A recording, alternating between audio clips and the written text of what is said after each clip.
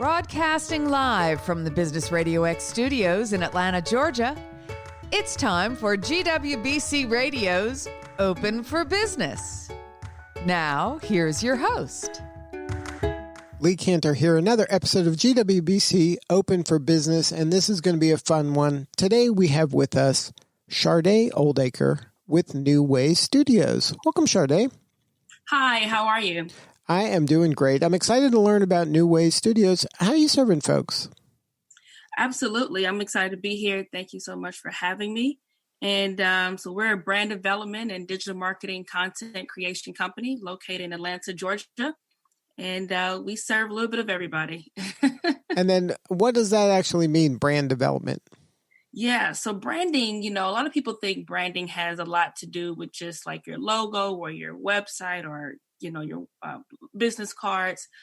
Really, branding has more so to do with the overall experience you want your customers to have. And so what we do is we kind of take our customers along this journey that allows them to really clarify their vision, figure out exactly their true brand promise that they give to customers. And then we create a brand identity around their core mission, their values, and really what they want to be known for in their marketplace. And this is something that should be central to kind of their reason for being, right? This isn't something you can neglect, because if you're not branding yourself intentionally, you're still branding yourself unintentionally, right? Absolutely, absolutely. If you're not branding yourself, your customers are branding you, or worse, your competitors will be branding you. So now when you're talking to clients, don't a lot of times, don't they think they already know their brand, or don't they think they got this figured out and you got to kind of educate them? Maybe they don't have it figured out. Oh, yeah. That's probably one of the worst. However, that's typically where a lot of people see themselves, especially those who have been around for a while.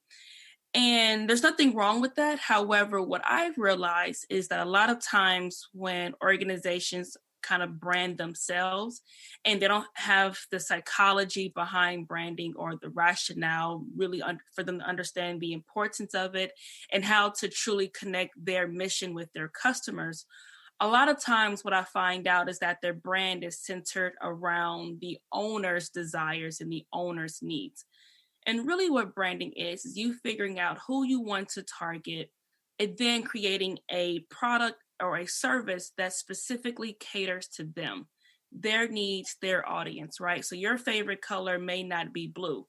However, if you're in, let's say, a medical industry, well, blue symbolizes trust. It symbolizes safety. I think I would want to have my doctor to be somebody I can trust and somebody I can be safe around. So your brand is not so much based upon your needs and your desires and what you want. It's really based upon your customers and the overall goal that you want them to achieve when they interact with your company.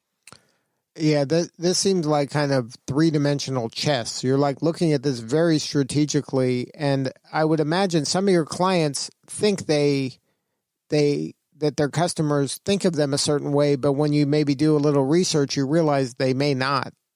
Absolutely. Absolutely. When really what you're talking about is brand positioning, right? Brand positioning really talks about how do you want to be positioned in the minds of your customers? But it also has a lot to deal with how your customers view you. That's really what branding is. Branding is, how do people view me? You're right? So you think about your character as a person. People always talk about, your character is what people say about you when you're not in the room. And that's almost exactly what it is with your brand, right? It is, how do people view you when you're not around? When they see your logo, what is the very first thing that comes to their mind? When they hear you speak, what feeling do they have when they're listening to you? Right. All of that stuff makes up a brand. And that's why I started off by saying, your branding is not just your logo, website, or business card. It really has a lot to do with ensuring that you touch on each of the senses of the customer in order for them to get a holistic experience of your company. So now, how did you get into this line of work? So I actually went to school for something a little similar, but like nothing at all similar. So I went to school for visual effects and motion graphics. I got my BFA there. And graduated school, I immediately got hired working in my field at this, digital advertising agency. And I was basically the person that just did the creative work. Somebody else did all the strategic thinking. Somebody else, acquired the client. And I was the person who they said, make this animate, basically make this horse move across the screen, right? That kind of thing.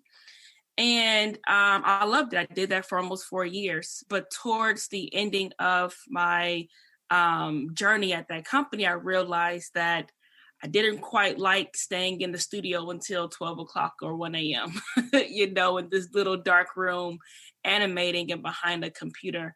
I really wanted to challenge myself to get more in the conversation of the strategy. And so I started working with upper management, and we started kind of, I'll be in some of those conversations. I wasn't, the creative director or anything like that. So I wasn't in all those conversations. However, I was able to kind of get my footing to kind of see how those conversations worked. And so fell in love with that. Absolutely. And so I said, I am, the company went through some shifts and some changes, and I was let go. They were bought out by another company. And so that company wanted to kind of bring in their own designers. And so I had to make a decision what I wanted to do. And I said, let me start my own company. And I really just dug as deep as I could into branding and truly understanding the psychology behind human and customer behavior and the reason why certain things work. And I've been in love with it ever since. And then you got to see some of kind of the effects of it in your early career, but now you can see how it all connects together and how you can really work on some of the core issues before you actually begin any of the creativity, right? Like this is kind of you got to identify the true north of what you're trying to be and who you want to be when you grow up and what you want your customers to say about you before you do anything really. Absolutely. Absolutely. That is one of the very most important things that anybody can do, whether you're a business owner or not. You have to figure out what is your purpose in life, and I kind of feel like I'm still developing that as I'm getting a lot older, but it really kind of stems from what are you most passionate with, Now, at your studio, how did you kind of build your team? How did you kind of have the leadership skills to pull that off? Trial and error, to be honest with you. So this year will make it 6 years that I've been in business and started my company like anybody else. I went to people who I knew, right? So I went to friends and family and said, hey, I can't really pay you anything, but, let's just have some fun. Let's build something. And as the company grew, we moved out of my living room and we moved into our first office space and started to, gain some traction. And then I realized that there are certain needs that the team that I had, I couldn't provide for them. Or I was working with people and they couldn't really provide for me within the level that I was trying to achieve.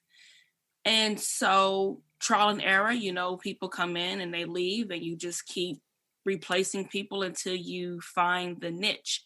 But really what I was able to do after I kind of went through the ups and downs of trying to find the right team, what I really had to do was I had to kind of sit back and figure out what type of leader am I, right? Because I really think a lot of times in leadership, you think about who do you need to hire to best serve you and best serve your vision or the best serve your customers, right? But it's still kind of centered around you. I had to kind of flip the script a little bit and say, what kind of leader am I and who am I best to serve? People that look like this or people that act this way, people that are having this type of mindset. And really, in all honesty, when I made that shift, I really started attracting the right type of people to my team. And then it became 10 times easier to retain them. It became 10 times easier to create a culture that was really a customer-centered culture. And so yes, like I really had to kind of peel the onion back a little bit, the layers back, and say, let me kind of focus on me, the kind of boss I want to be, the kind of boss I am. And when I really figured out my strengths, then I realized the type of people who I could attract around me.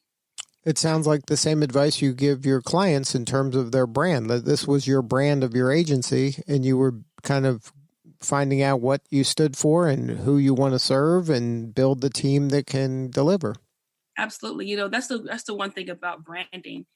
It's ever evolving, right? The way that you brand yourself when you first get started, your company's going to look a lot different by the time you're in year 5 or year 10. And that doesn't mean you need to change your logo every single time, right? Or your stationery, nothing like that. However, there should be an evolution, right? The McDonald's logo that we see now is not how it was when it first got started, you know? So there should be some type of evolution over time. And that's how you know that you are creating something that I believe is always going to be long lasting. Now, any advice for the maybe potential client or somebody that's going through their own, like kind of saying, I want to kind of look at my own business and I want to peel back some layers. Is there anything that you can say to that person that maybe is a symptom that, hey, maybe you should think about rebranding or at least evolving your brand? Is there anything kind of a person out there? Like, what's a symptom of maybe I should think about rebranding? Like, what are some things going on in my business that maybe rebranding is the appropriate solution? Yeah, that's a great question. Well, the very first thing is, one, if you are trying to attract a new customer, right? So let's say for a very long time, you've been serving only, let's just say small businesses, right? Small businesses, you had a very niche kind of industry. So you only serve small businesses that catered for food and beverages, right? But now you realize that, you know what, I can also offer these same services or my product to a much larger customer, let's say to a franchise or, you know, a global market. Well, then you have to do a rebrand, because then you have to figure out what is now your brand positioning to reach them. And what brand positioning is a short little segue. Brand positioning is how you are positioned in the mindset of your customers, right? How people think about you when they have a need. Do you come first of mind? And a lot of that has a lot to do with your brand awareness and your marketing. However, your brand positioning is you saying, this is how I want people to perceive me. And then you create marketing material around that to reinforce what you want to give to people. And so that's how you first know if you need to do a rebrand, is if you are wanting to reach a new customer. Another thing I would say is if you never have gone through a branding process, right? You did everything on your own and now you've reached a new level. And you probably are saying, you know, I need to kind of maybe clarify my vision a little bit. I find myself constantly having to tell my team and my staff who we are, what we do, and our core purpose. Then you probably need to think about a rebrand, because there's something in your vision or there's something in what you do that's not clear. And if your staff is unclear, then your customers are going to be unclear. Another reason why you want to rebrand is if you just did a merger with another company, right? So when another company came together, that is the excellent time to rebrand, because you're now needing to kind of reposition your brand in the mindsets of your customers. And so there are multiple different reasons to do a rebrand. However, those are the top 3 of the main reasons why a lot of people come and work with me. Now, you're mentioning customers a lot, and obviously for most businesses or all businesses, the customer is the center, because they are the reason you get up in the morning. And if you didn't have customers, you wouldn't be in business very long. is there a way, or do you teach or coach or counsel your clients on how to kind of create more customer-centered experiences? Absolutely. So the very first thing is you really want to figure out how can you have a customer empathetic culture. And kind of what I mean by that is a lot of times customers will come to you in one state of mind, right? And if you think about the customer journey, so a lot of times people just think about, I've received the customer, I got them, they paid me, and now I'm on to the next customer. But you're doing an extremely disservice to that individual, to that company, because they invested in you. They saw something in you or in your company that they trusted enough to pay their hard-earned money. And so that's the reason why I put a lot of emphasis on creating customer-centered experiences. And so the very first thing you want to do is have some type of empathy towards your customers, because let's take for 2020 example, COVID, right? So a lot of my customers were in the hardest, some of the hardest hit industries that was affected due to COVID, like, restaurants, some filmmakers, and some other studios and things like that. Well, when they first started working with NueWay, they were in one state of mind financially, mentally, and everything else. And now, post-COVID, or we're kind of still in COVID, their mindset is completely different. So I can't treat them and have the same expectation of them the same way I do the same way I do now when I first started working with them. So having some type of empathy towards your customer and their situation, and ensuring that you hire for customer satisfaction, right? So hiring a team that understands that really understands that I need to make sure that this customer has the best experience. Their needs are before my own needs, right? And then when every employee understands that, you're then able to facilitate a direct interaction with the customer. And so a lot of it has to be from the leadership on down. If your staff doesn't understand the importance of the customer, or if your staff doesn't understand the customers, like the company's customers' needs, then the staff have a very hard time talking and interacting with that customer, right? Because as the leader of the organization, you can't talk to every single customer 24/7. As your business grows, the demand for you as a leader grows. So you have to trickle down your motto and your mindset into your staff, and then pray and hope, and with training, that they also do the same to your customers. And then once you do all of that, then you're able to really link the employee customer to the customer satisfaction. And what I mean by that is, so I have this saying in my organization, I always say that my staff is my first customer, right? So how I want my external customers to be treated, I have to make sure that my internal customer is treated the way I want my external customer treated. And then what happens is, because my internal customer, because they understand and know the importance of branding, and they also have a direct emotional connection to how they feel by working with NueWay, they're then able to relay that same energy, that same passion to my external customers. And so all of that combined is what really will create a customer-centered experience that will always leave you having what I call brand champions. And that's something that it has to be a consistent message, and it has to be authentic. It has to really ring true. And you do that by having a high level of empathy for your own kind of true north, and as well as understanding the true north of your customers. Absolutely. So now, in your growth as an entrepreneur, how has GWBC impacted that? Has being affiliated with that organization helped you in the growth of your company? Absolutely. For one, the This is just how great they are with just their due diligence, right? Because they ensure that you have all of your paperwork together. They ensure that all of your ducks are in a row. And I have found myself, when I'm going after other certifications, how easy it is to go after those, because I had to take out the time to get my certifications and all the paperwork just to get, just become a weebie, right?